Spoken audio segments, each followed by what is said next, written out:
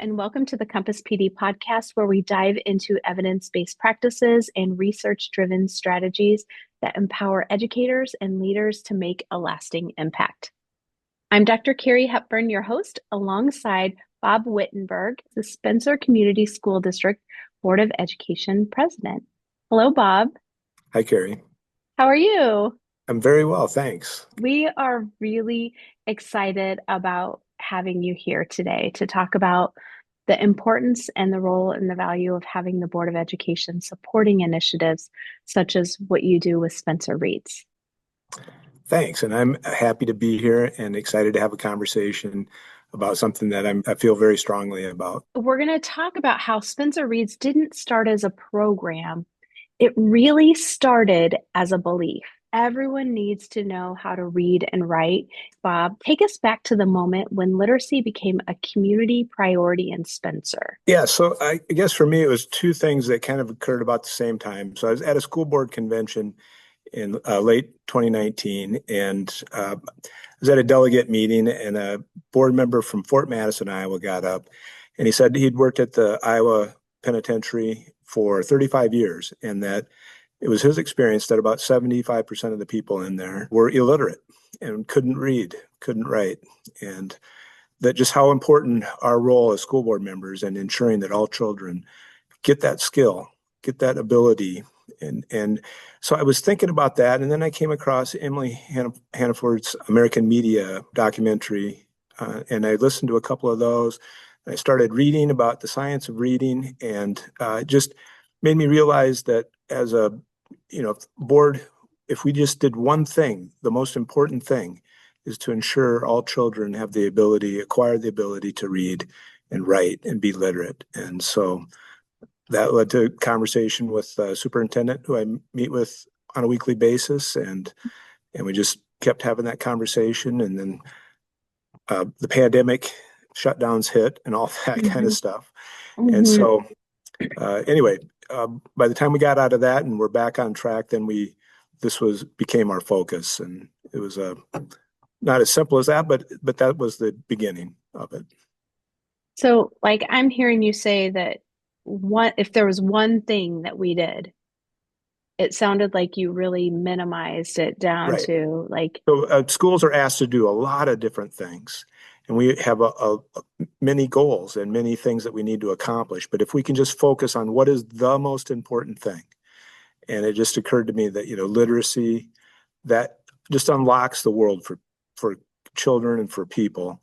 And if they don't have that, to be productive citizens, to contribute to their community, to be economically independent, to have a vibrant social and cultural life, they need to be able to read and write and think critically. And so if it's the one thing that we can ensure that every student has, that's it. So we need to focus. We have other things to accomplish, but that just seemed to be the most important. So if you were thinking about it, was there something that helped you think through that this isn't going to be just an initiative or a short-term initiative? Sure. Well, so the greatest strategy is improved teaching to accomplish that goal, to give everybody that. And so to do that, you have to, I think it's a system-wide, has to embrace that goal, has to see it's important. You have to build consensus that is the key thing, and that everybody needs to make the effort. They have to be able to see that. Everybody has to agree that that's what we need to do and get behind. And then it is a change. It's a change in the way we teach. It's a change in the curriculum. And so to build that, it's a process. And so so the superintendent suggests that we have a district-wide group of teachers from all grade levels, the curriculum director, reading teachers, to meet and look at the data, and see what the data about what we had been doing was revealing, and where did we want to go. And that group then started meeting, I would say, in the winter of 21. And we saw that maybe the data wasn't really where we wanted it to be. So if the science of reading says that 60% of kids can just read with just about any instructional method.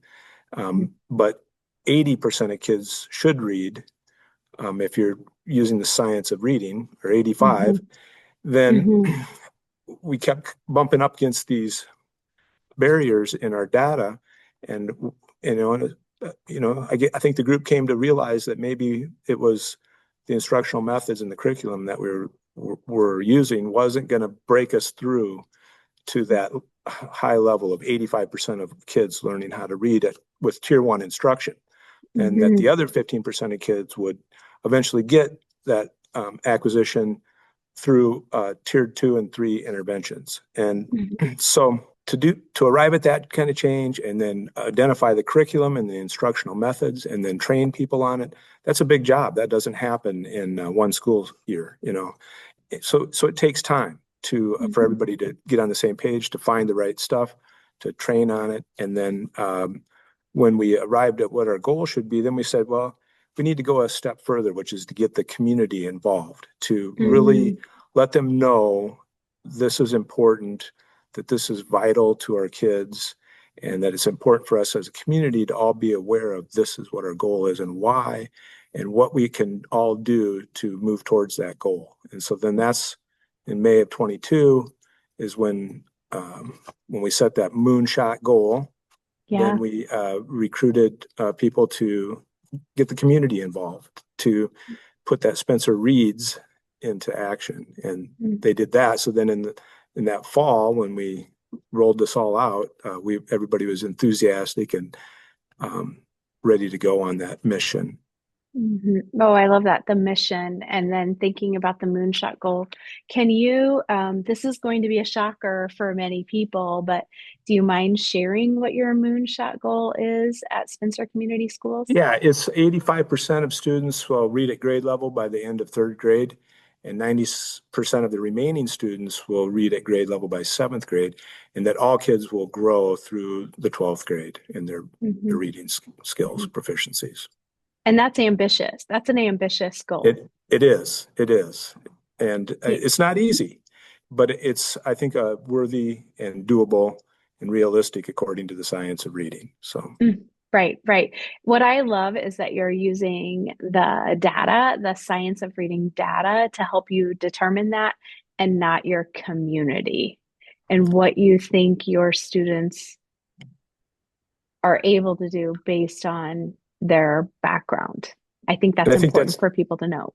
it is, and that's based on the belief that all children can learn, and all children can do this, and that belief is system wide and community wide held belief. I think by now, Mm. so yeah, Yes, that's an yes. important belief.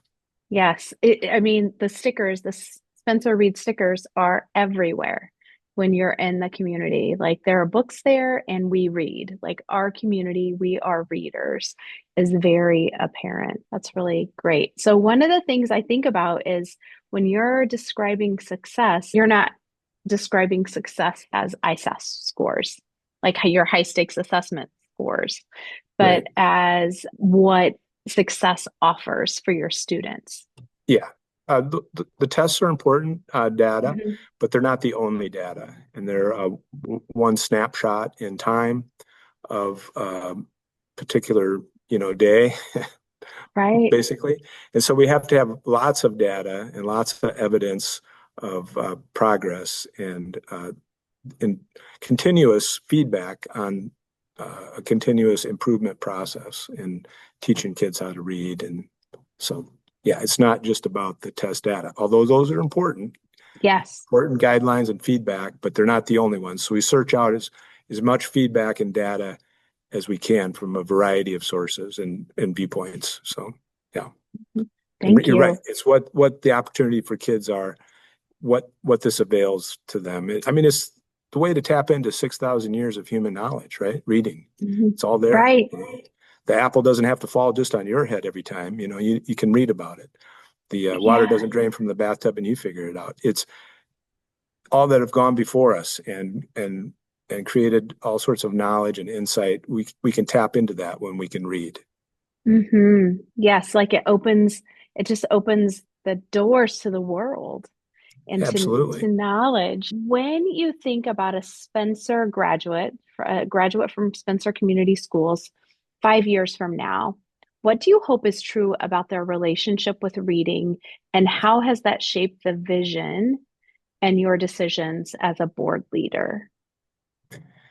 Well, I hope that they're reading to learn, so in their economic life, that they use critical thinking skills that they developed by learning how to read and write, that they read to expand their horizons in their work, that even if they're not in a high education field, that they use insight and critical thinking and reading to understand their customers, communicate with their coworkers, to be a better employee, better. So I see it that way economically. I see it in Mhm. our civic life that if you're able to read and think that you can participate as an informed citizen in your own Mhm. self-governance. So I think it's Mhm. critical to that. And I think it's critical in our social realm, that you can understand other people, that you can put yourself in others' shoes, that you can expand the world without needing to go anywhere by accessing uh, different books that give you knowledge of other people's lives and other ways of doing and being. So Mhm. I think all aspects of our life can be enhanced down the road, and as lifelong learners that use reading to do that. And that's what you want for your students. Like Yeah, every that's kid exactly in your, what we want for everybody. Yeah. yeah, we want our communities to be successful Right. and And if you're an employer, you want good employees who are mhm, informed, who are intelligent, who can grow and learn and change and adapt, and no matter what field you're in. And so I think that Spencer Reed's helps all that mhm. to produce employees, to produce citizens, and produce neighbors that you can be a part of a thriving community. Well, one of the things that people may or may not know is that the Spencer Reed's t-shirt on the back has "Tell me what you're reading" or "Ask me what I'm reading," right? Like a question. So if somebody has a Spencer Right. Reed's shirt and they're walking around the community, on the back it's like, let's talk about reading. That's just who we are in the community. And that is contagious for Right. our It students. is. Well, Yeah. when our kids see it, they see the adults doing that, it's very contagious. So And so it great. affirms that, that it is a positive thing and people are curious about what you are reading, and, oh, that's interesting. Maybe I'll try that. I'll check that out. Right. All right. Here's something that people will take away already. Bob, you're not the normal Board of Education president, because not everyone can speak about the science of reading and learning how to read and the importance of doing this. So, Mhm. my question is, what does it look like for someone in the Board of Education to step into the role of a learner? And how did that shape the way you led and have led and holding your system accountable? Good question. Well, for me, leadership is about relationships. And so that is the basis of all good leadership, in my opinion.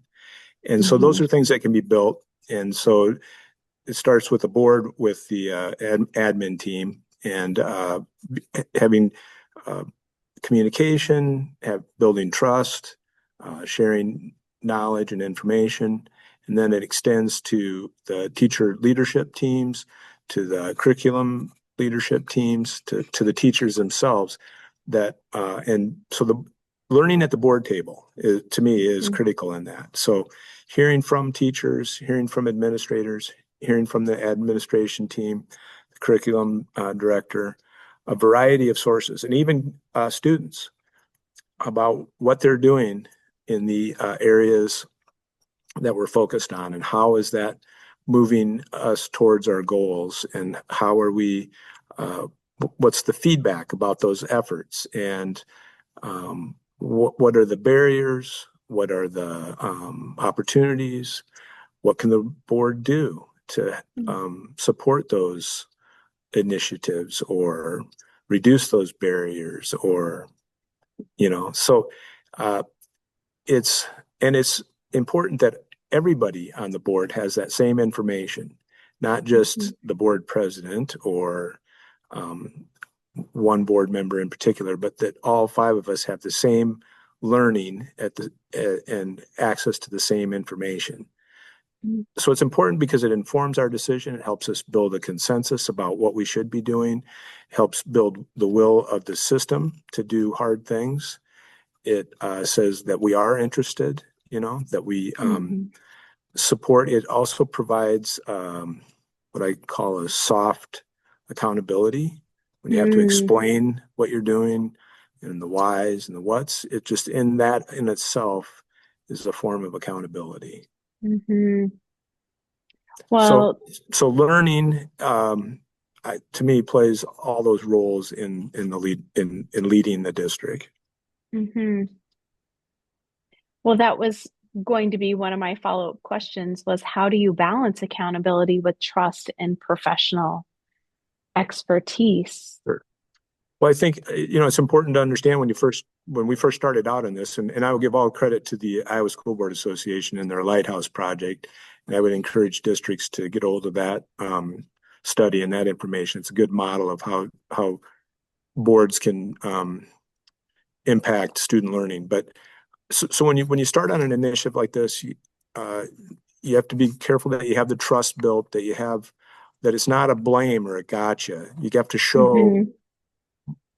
administrators and teachers that this is about feedback. It's about understanding. It's about not being right, but doing right. And Hmm. so we're investigating that together. We want to learn together about what is right, what we should be doing right. And so it's everybody's working hard. Everybody's has the right intentions. So we're just out to figure it out together, Hmm. Hmm. and we want to convey that. And so people feel comfortable in that, hey, if something doesn't work out, that's fine. We're going to learn from it and we're going to go and figure out how we do it better or what we need to do different. Hmm. Then we just keep moving on. It's a process of improvement always and Mm. not a destination or all of it's just good feedback on steering the course. Love it. Thank you for that. I think that helps people. I do think when you get in the trenches and you're learning alongside them and you're grappling with the information as much as the administrators and the teachers are it and trying to make sense of it because some of it is very complex. It shows that we're in this together and Right. it's the action. It's not words, it's action. Like we're in this, we're figuring this out. We've been through this and we can do this as long as we're all in it together. So I like the soft accountability. That's a great way to describe that. So we know that sustaining literacy work takes more than passion. It really takes protection. What does that look like for the board to protect literacy, like protecting time, learning, and the conditions that your teachers need to do this work well? Yeah. I mean, I think it's starts out with the calendar and that you have the Mm. maximum amount of instructional time that you can, but with and then the recognition that you need to have professional development time that allows for collaboration. It allows Mm. for sharing of data, understanding data. It allows Mm. for learning instructional methods, Mm. for understanding curriculum, for selecting curriculum, for improving units or improving lessons, or so that time is vital to the system as well. And so the board recognizes that and helps to um, protect that, but also just to explain to the community why that's important. And yeah, Mm. there's those 14 days that your children aren't in school, but it's important, and here's why. Mm. And it's very beneficial to the other 169 days that they are in school or whatever, Mm-hmm. So it's PD, it's instructional time, it's having teacher leadership teams that are important, supporting that and supporting, again, board learning, Mm-hmm. it's protecting that. It's recognition of staff, of accomplishments, of the hard work and efforts. Mm-hmm. Uh, and then I think it's supporting the staff and the administrators in their journey. Mm-hmm. It's the culture. It's Yeah, become part of your culture. and too, it's the board being involved in the goal setting. Like, so we're not saying what the goal should be, but we're involved in that discussion of what the Mm-hmm. goal setting is, and we're hearing about it from each building, how their sub building goals fit into the district goals, and then we hear on a monthly basis where we're at with the results and the feedback on those goals. Mm-hmm. So I think that's part of sustaining as well. And there's Definitely. like a lot of communication, and that communication that I'm hearing is going out to the community, it's coming to the board, it's going to the staff, it's constant. So when you're taking the proactive approach of explaining to the community, why do we need these, say 14 days? Mhm. Because we value learning, not only learning of your children, but also learning as an organization. And so that's what we're doing here together is we're learning, the teachers are learning, the administrators are learning, we're the Board of Education learning, and all of that is helping us impact Right. student learning. Yeah. That's really powerful, really powerful. I, I think it is that I think it's important that the board models that learning for the district, for the staff, and Mm-hmm. for the kids.